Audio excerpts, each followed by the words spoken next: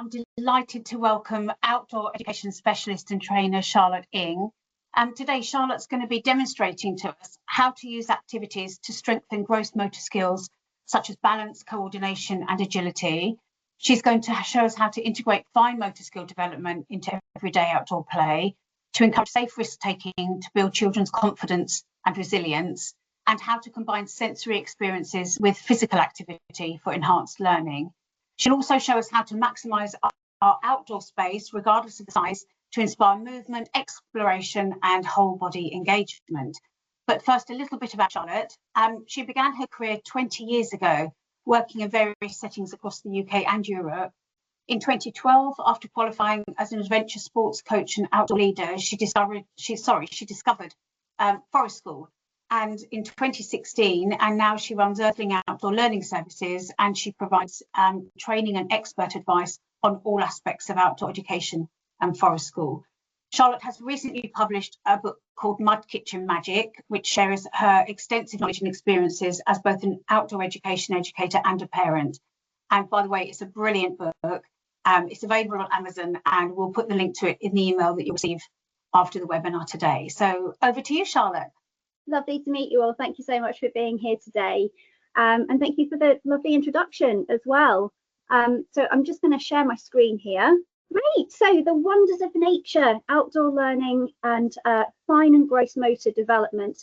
Now, the first thing that I want to say is let's just stop overthinking things, because nature really is wondrous and it does have all the answers. It has everything there that you need already, and I'm really hoping to be able to demonstrate that today as well. So let's keep everything back to basics. So benefits to gross motor development in an outdoor space. Now, it might seem like I'm stating the obvious here, but obviously we need to think about this. There is just so much more space to go out and to discover and to move around and to give us freedom of movement. It's all there for us. And these are experiences that we just simply can't offer indoors. So we have to think about things like uneven terrain, varied surfaces that are out and about in a natural space. And as I said already, there's just larger areas to explore and to play, and for children to freely really run around and be able to move their bodies in, which we cannot offer in a classroom environment. So let's take a slightly deeper look into that. Now, natural environments open us up to larger scale movement and body awareness. And this is something that I really want to focus and hone in on here, is the idea of body awareness and how children understand and perceive what their capabilities and limitations are. So we have a look at the first one here that highlights tree roots and uneven ground and surfaces. Now, when the children are wandering around and having a look in the natural environment, it's really important to consider what's underfoot. Now, these uneven surfaces actually cause us to think quite differently about how we actually need to move our bodies.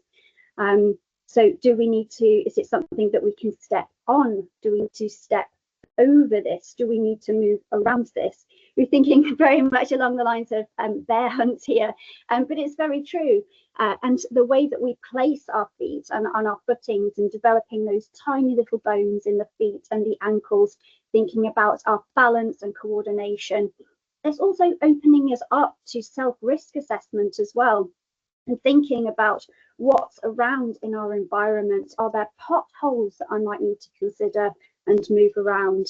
Am I capable of climbing up here, or do I need to go around it? So there's so much more to consider than just a flat plain surface.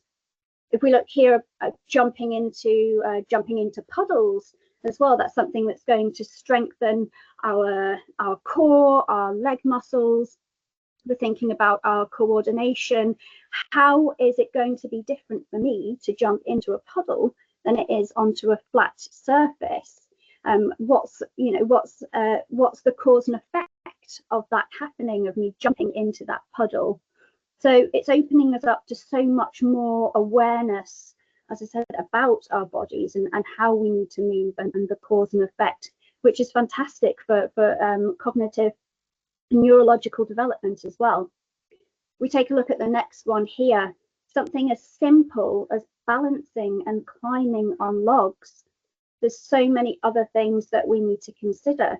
What has the weather been outside? Has it been raining? Is this log going to be slippery? Is it something that I think that I could do by myself?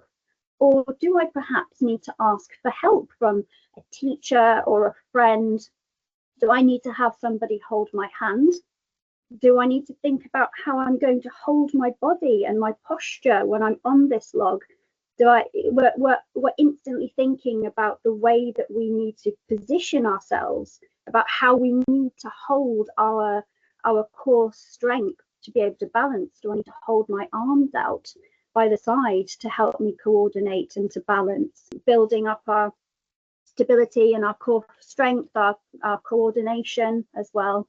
If we come into this next one, we see a boy with a ball. And obviously being outdoors just opens up so much more space to be able to do things like this. So playing ball games and working on hand-eye coordination and space to just run around as well and work up our cardiovascular health as well. Things that we just simply can't do indoors, like running and chasing, playing tag, all of these wonderful things that open us up to teamwork as well. Now let's have a quick look at the benefits of fine motor development. So outdoor spaces offer so many more new textures for us to interact with, varied temperatures and resistance of materials as well. Now, fine motor skills are integrated with sensory experiences outdoor, very much so, and sensory experiences that we just simply don't have within the indoors. So collecting materials and resources, natural materials and resources. We see a young child here that's sat in the leaves and he's picking up all of the leaves and thinking about how he needs to move his hands and his pincer in his finger dexterity, and what the cause of that is going to have within the leaves. Is it going to make it crunch? It opens us up to all the different smells that are around us as well, and it's all part of that development, and it's all linked. You'll see it's all linked in a circle of everything that we're going to gain from being out there collecting those natural resources. Obviously more space for constructing and using loose parts. So we can use things like mud kitchens, various different materials that we can provide for children to be able to construct and explore with. Having more space to do this outdoors, we can think about weight and how things move together and how we need to handle those to be able to construct them in different ways. Things like digging and gardening and pouring in the mud kitchen. There's so many more materials that we can use in the outdoors that we don't necessarily use indoors. So gardening is a perfect one, and mud kitchen and all those lovely activities that we can really get messy and down and dirty in.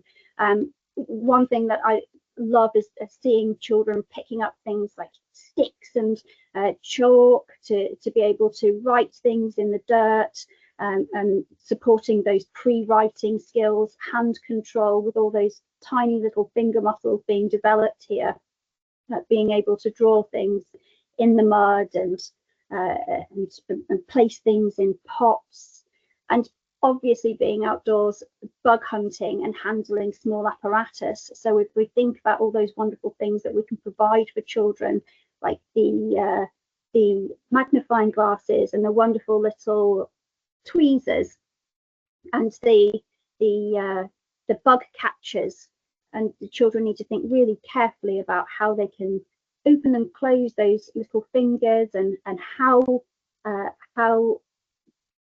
much pressure they will need to be able to place on this to be able to safely collect the materials or in fact the insects that they're collecting as well, to place in their bug pot. So obviously that's enhancing coordination, concentration, manipulation and control, and encourages precision as well. So in conclusion, we have freedom of movement, so children can move in ways that are really limited indoors as well. Thinking about risk-taking and challenges really encourages children's confidence and resilience. So climbing higher, navigating uneven ground. And I think this is a really big one that we need to remember and consider, that it's all there. It's all there for us.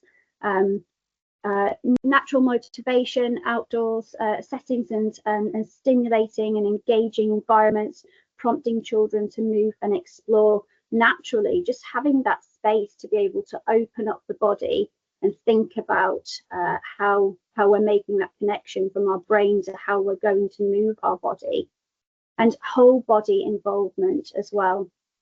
So outdoor tasks often involve coordination of both fine motor and gross motor skills simultaneously. I think I'd really welcome any questions to see if there is anything that I haven't covered there. So you guys can contact Charlotte and those contact details, and also do get that copy of the book. It's really good read and really good ideas in there as well, how to really develop the children in your setting. So we had a few questions sent to us already, Charlotte. So one of the first questions we had was, how can practitioners who doesn't have this outdoor, space, because not everybody is privileged enough to have that space, how can they also develop the children's gross motor development in a very small space or indoors, Sure, absolutely. I mean, if you don't have an outdoor space, and this is something that I talk about very often as well and try to encourage, is just simply going on a walk to your local park. I mean, there are considerations that you need to think about route planning and things like that, but there's no reason why you can't go on a simple walk down to the playground, down to the park, or something like that, and then having a look at what's in your local area. Planning something like a scavenger hunt, even if you're in a built-up or urban area, taking children out and making a route map for them to spot things along the way until you get to a natural space. Brilliant. And if, for example, there isn't anything close by, is there something that they can do more indoors as well? Yeah, absolutely. I mean, I think we're quite lucky now. There's so many resources that you can get to support things like balancing and climbing. There's these lovely little balancing beams that you can get, or even bringing some natural logs indoors with you would be a wonderful idea. I mean, tough trays are amazing things nowadays as well, and sensory trays. So why not try bringing the outdoors inwards within your setting and creating almost a mini nature area within your setting, using soil, muddy kitchen things, perhaps popping something down to clear up the mess afterwards. No, that's great. Thank you so much. We have got another question. What are some simple low-cost ways to introduce natural materials and sensory experience into an urban or indoor setting? I think a lot of settings people are asking about indoor. I know that your specialist is outdoors, but I think a lot of people don't have the luxury of forest schools and stuff like that. Yeah, absolutely. That makes sense. I mean, again, I think it's working with the seasons. It's going out collecting collecting materials from the seasons.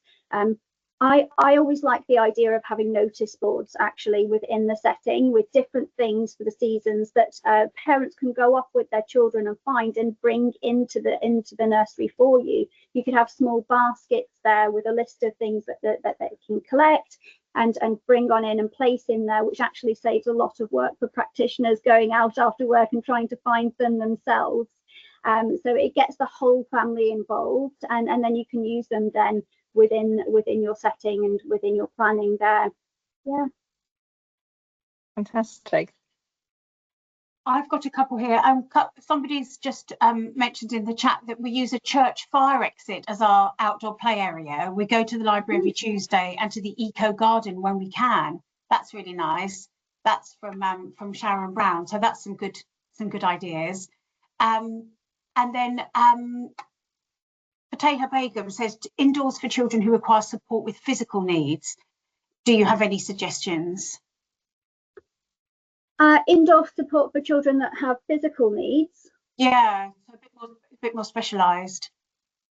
Yeah, absolutely. I mean, I think there's so many things again like that we can provide in indoors with resources that you can get online. One of these things that I really enjoy is I'm not quite sure what they're called. They're like pebbles, and you can get them in all kinds of different colours for balancing and for even for younger children for crawling over, or those with different mobilities.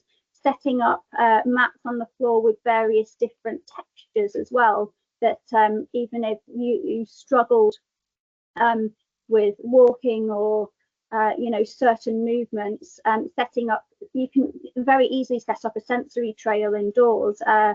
There may be some pictures on my website, or maybe I could ping some over to you later on, of a picture of a sensory trail that we'd created in the woodland that would be very easy to do indoors, which was 2 logs. We put 2 logs together to create a pathway, and within there we had various textures, so pebbles and moss and pine cones and things like this. And the idea would be that the children could walk across and put their feet on there, or even crawl across, or pop their hands on there, or climb over it, and various different things to be able to interact with those with the various different sensory aspects of it, and thinking about how we navigate our bodies over that. There's actually a lovely section in my book, I think I showed this, with my son when he wasn't even 1, I don't think, and we had him out with his bear, but he couldn't walk or anything at that point. He was just a tiny baby, and we were holding him over here with his tiny little bare toes out, plodding along the top. So things like that is something that certainly could be recreated indoors, although maybe a little messy, but you could pop a tarp down and have a look at exploring something like that. Great, thank you. Topic of risky play, which is always a really big topic when we talk about outdoor play. Can you share some examples of how to safely encourage risk-taking outdoors, especially for children who may be more cautious or less confident? Yes, absolutely. And I think it very much comes down to just having conversations with the children as well, and making sure that they feel comfortable in our environment. And one of the things that I mentioned earlier on was the story of the bear hunt, and thinking, about, can we go over it? Can we go under it? Do we have to go through it? Things like this. So having those conversations with the child. So, okay, so we've come to an environment that looks like this. This is slightly more challenging to us. What do we think that we can do to be able to navigate this safely? Do we need to go through it? Do we need to go over it? Do we need to go under it? And having that as an open discussion to allow them to understand, although the risk is there are various different routes and alternatives that we can take in order to make ourselves safe in a situation. Good advice. Brilliant. Thank you. Thank you so much. We had Mill ask a question. In EYFS, which terms are used? Is it fine and gross motor skills, or fine and gross motor development? We were told to use the second wording. In your opinion, which one is correct? I think it really matters, to be honest. It both means the same thing. Yeah. So it doesn't really brilliant. matter at all. Yeah. Helen has asked, she said, thanks so much for the presentation. They've been looking into progressive schools as routes into teaching. And I thought this is a good one for you, just based on what we spoke about earlier. Do you have any advice on teaching routes and opening your own school? Yes, absolutely. That's rather a large topic, as quite a lot of scope. So assuming that you wanted to open something like an independent nature club or forest school or something like that, I mean, firstly, I would certainly look at where that's going to happen, building relationships with landowners. That would probably be one of the most difficult things, is finding where you would do something like that. It's always the most challenging thing. So liaising with people, with your local councillors, the local community, local charities are a really good one as well. When I opened my first site, that was through the Surrey Wildlife Trust, actually, in fact. So it was a public piece of land that we used. So it wasn't private, and we had to go in there every day and set up from scratch. and then leave no trace at the end. So we would pack everything away and leave no trace at the end. So in order to do this, I'd say if you're going to be liaising with charities or your local council or private landowners, put together a really good proposal of what it is that you actually want to be delivering. So think about all the amazing benefits that you're going to be offering your client group, and also absolutely think about how you're going to manage the sites that you're going to be using as well, because all of that's going to be really key when it comes to convincing somebody to allow you to use a piece of land. Obviously, I would look at appropriate training. It does not need to be forest school training. There's plenty of other trainings that can be offered. We're actually releasing an Earthlings just outdoor learning training next year that's focused around being able to do it in any environment, so not just in a woodland but actually in any space. So that's something that you can look at and explore, but certainly look at getting some training. Insurance is going to be a big one as well, so making sure that you've got the correct insurance and public liability for all eventualities for that as well. So I guess those are the practicalities of getting started. Those are the first things that you really need to look at and consider before launching a project like that. And making sure you've got a really good supported team around you as well. That's really going to help. Yeah, and always Fantastic. Networking. Yeah.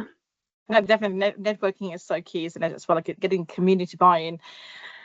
We've had in from a Miss A Thorne. She's saying, how do you make outdoor play inviting and exciting for children that other activities that they can do outside?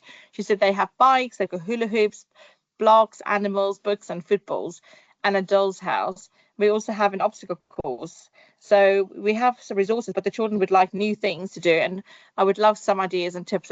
Thank you so much. A lovely presentation, very helpful. Okay, so things other than that, I'm actually a huge advocate for keeping things very, very simple and stripping everything back to basics. And I think one of the things that we need to think about here is children get handed so many things nowadays that it doesn't open them up to using their imagination as much as perhaps we did when we were children, when we were told to just get outdoors, off you just go and play, and you would create your own games, and go and climb a tree or go and pick blackberries and bring them home in the evening and that sort of thing.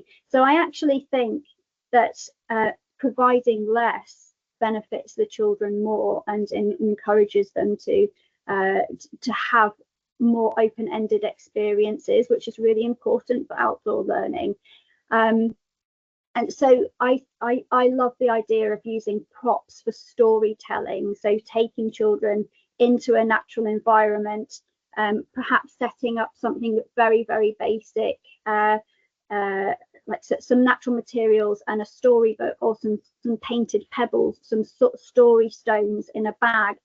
These stones might have something on them, various pictures, so that there could be a picture of a princess and a picture of a castle and a random picture of a welly boot or something like that. And the idea is the children have to explore the area, pull out a stone and create a story within the environment that they're in, just being inspired by the outdoors.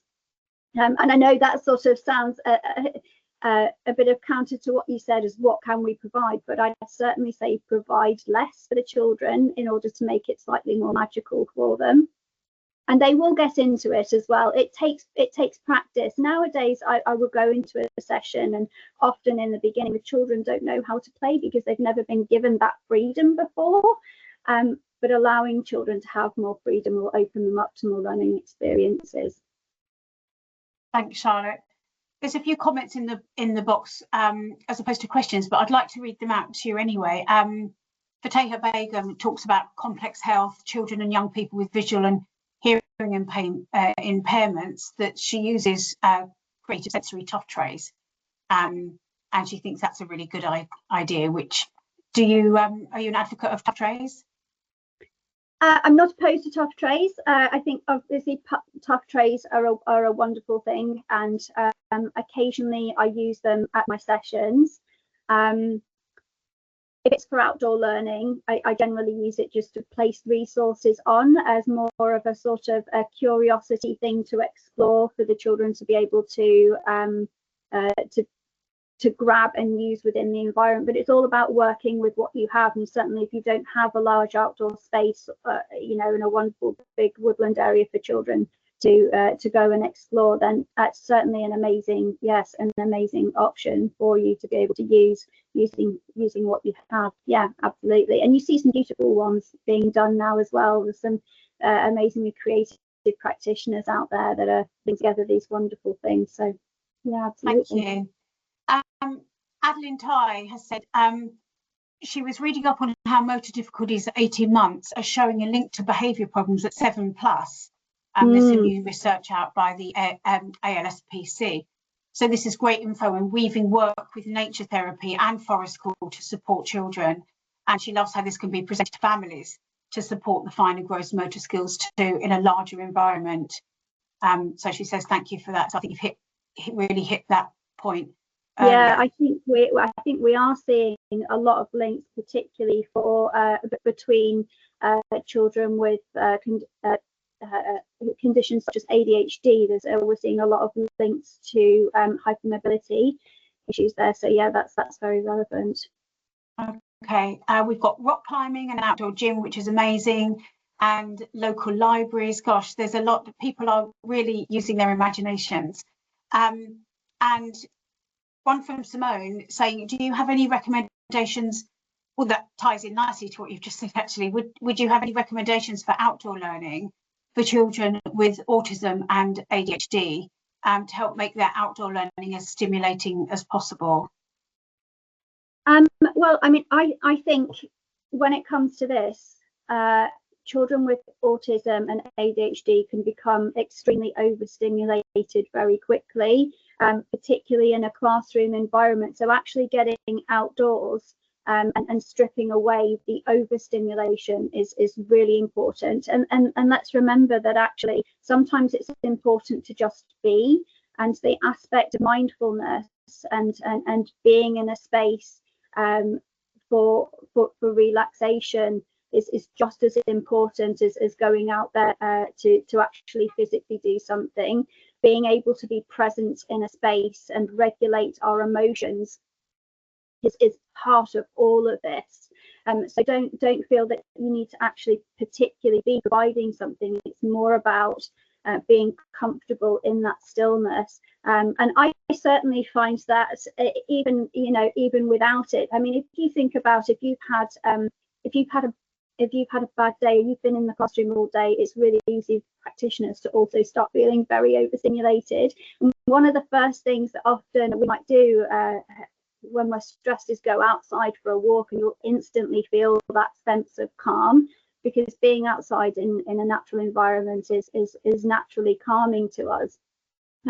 I like using meditation at the end of all of my sessions, where I get the children to connect into the space that they're in.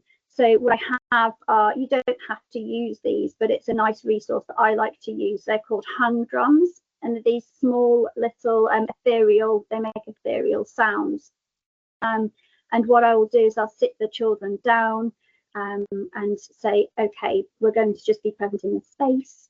All we're doing right now is using our ears. So we're just going to use our ears and think about what we can hear around us, but we're not going to use any sound. I don't make the children sit still. It's not about sitting still, because actually sometimes moving about is beneficial as well for children. So I invite them to put their hands on the ground, to interact with things if they want to, but have them calm in this space. I'll then get them to taking 3 large deep breaths, and we'll say, we're going to breathe in through the nose now, we'll hold it, and we're going to breathe that out now, so that they relax into the space. And then I'll bring them in and say, I want you to focus on hearing just the sounds of the birds. Can you hear the sound of the birds? Can you hear the bees buzzing around you? Can you listen really closely and hear all the bugs scurrying around under the ground around us in your feet? Can you smell all of the autumn leaves? And really get them to think about the senses and really think about the environment that they're in. Some of them like to close their eyes, some of them like to lay down on the ground. But whilst I'm saying this, I will very gently use these drums. Children might not get it straight away, but after you've done it a few times, they will understand the idea of this connection and connecting in, and just being present and understanding that it's okay to just be. And it's a lovely experience that we have. And during that time, I will talk about what we've done throughout the session and throughout the day, a very relaxed and calming voice. And then at the end, we'll finish off by taking in a few more deep breaths, and the children will often be doing all these wonderfully huge big yawns before they're about to trot off to go back to the classroom. And the feedback that I've had from the classroom teachers is, after that very short, it doesn't even have to be a long thing, you can build the time up, because children need to get used to the idea of doing this. You could start it with doing 3 minutes up to 5 minutes. But yes, certainly the feedback that I've had, that they're different children when they go inside. They're ready, they're relaxed. They then sit and have their lunch, and it switches them on the afternoon of learning as well, from having been out there and have that calming experience. So I have one's just come in from Lucy to say, we have a flat garden with a slide. What's your suggestion on making it more surface diverse for balancing different surfaces, etc.? So just trying to adapt really what you've got. Yeah, absolutely. I mean, I would say bring natural resources in, even if it's on a playground or something like that. And one thing that you can do, there's actually websites out there now that offer things like this for free. So if you go on to, I think it's called woodchippings.co.uk, they actually offer free wood chippings that you can come and bring into your playground or forestful area, and things like this. So they will deliver it. They put you in touch with tree surgeons that will deliver it for free to your setting, which is amazing. So using these three things are fantastic. So woodchippings.co.uk, bringing in things like logs and tree stumps to create various different levels and textures is a wonderful thing. Or even talking to parents about this, you know, that you might have parents that have things or know people that can bring things in like this for you. Recycle is a wonderful option for looking at natural resources, and even, you know, creating different heights with plants, planting small herb gardens in pots and things like this. To create different heights and textures, or, you know, surfaces for children to pull themselves up on a little bit. Yeah. And balancing beams using pieces of decking and tires and all of that free cycle website is very good indeed. Yeah, it's fantastic. You can find things like old tires, pallets, you know, planks of wood, all of these wonderful loose parts as well that we're seeing that we can use to build and construct things. Yeah.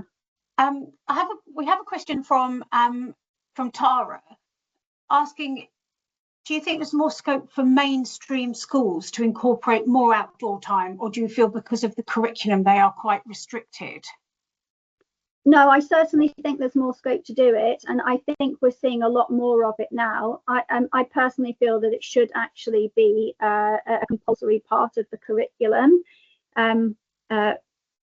For it's an important part of what all children need. And actually, when we're talking about the mindfulness of and the holistic approach to learning, so not necessarily just all of the physical and academic benefits that children have from going outside, you know, that sort of relaxation and mindfulness part of it is so important when it comes to transferable skills within a classroom environment, and certainly for older children as well. It makes us better learners, being able to regulate our emotions.